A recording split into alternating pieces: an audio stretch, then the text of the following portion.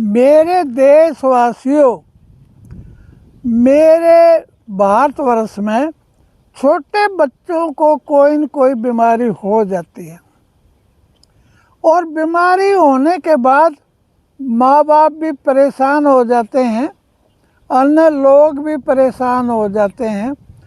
उन लोगों को मैं ये बता देना चाहता हूँ, जैसे थैलेसीमिया है या कुछ बच्चों को भूख न लगना या किसी को कोई न कोई छोटे बचपन में कोई बीमारी हो जाती है।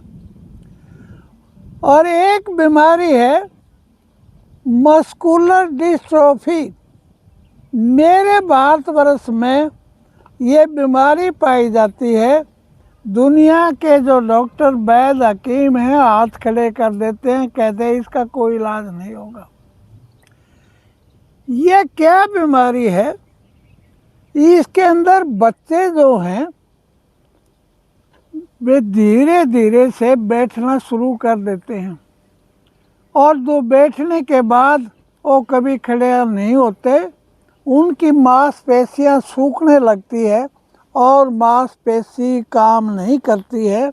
और इन बच्चों की आयु क्या है, कोई 15 साल को 17 साल को 20-22 साल में इस दुनिया को छोड़कर माँ की गोद को खाली कर कर वो चले जाते हैं। मेरे देशवासियों, मैंने काफ़ी बच्चे ठीक किए हैं और उनको हम अच्छी तरह से, भारत सरकार कहे, विदेश में कोई सरकार कहे, थैलेसीमिया जो रोग के बच्चे हैं वो हम दिखा सकते हैं और वो बच्चे ठीक हो जाते हैं।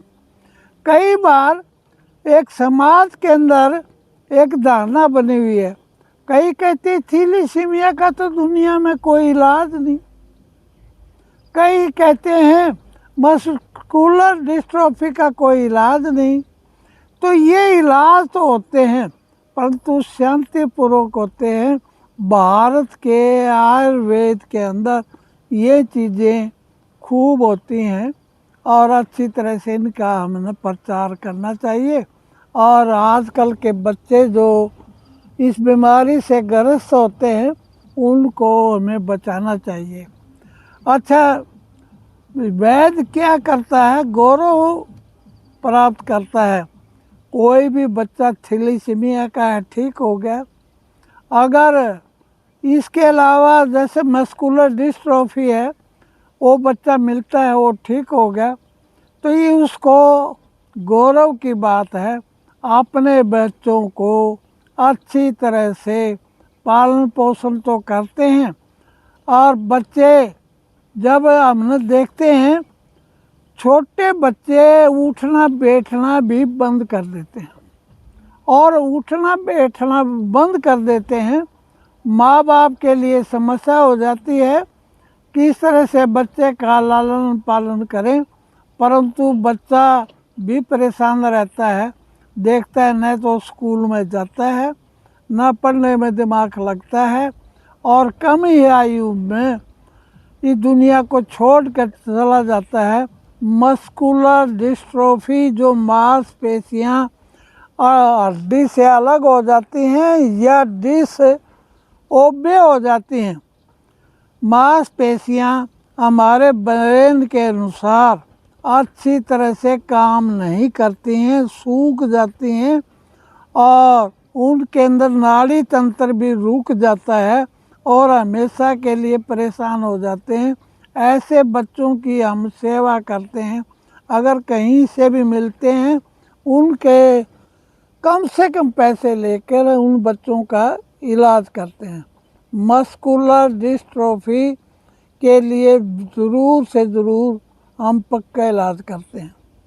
इससे पहले हमने क्या करना है, पपीते की सब्ज़ी और अच्छी तरह से जीरा, धनिया, लहसुन, प्याज, अदरक, हल्दी और मिर्च इत्यादि, नमक इत्यादि अच्छी तरह से हम इसका बिना तड़का लगाए हुए पपीते की सब्ज़ी बनाते हैं और सेब की सब्ज़ी बनाते हैं, तो उसका सेब की सब्ज़ी जब बना लेते हैं हम मिट्टी के बर्तन में, अच्छी तरह से उसके पोषक तत्व रहते हैं और उसको चुन्नी में डाल करके पपीते की सब्ज़ी या सेब की सब्ज़ी अच्छी तरह से हम क्या करते हैं, कपड़े में निचोड़ कर बच्चे को पहली शुरुआत है उसको पिलाते हैं।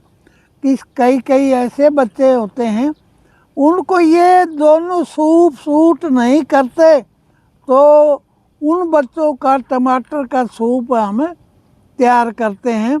टमाटर के सूप में क्या क्या है?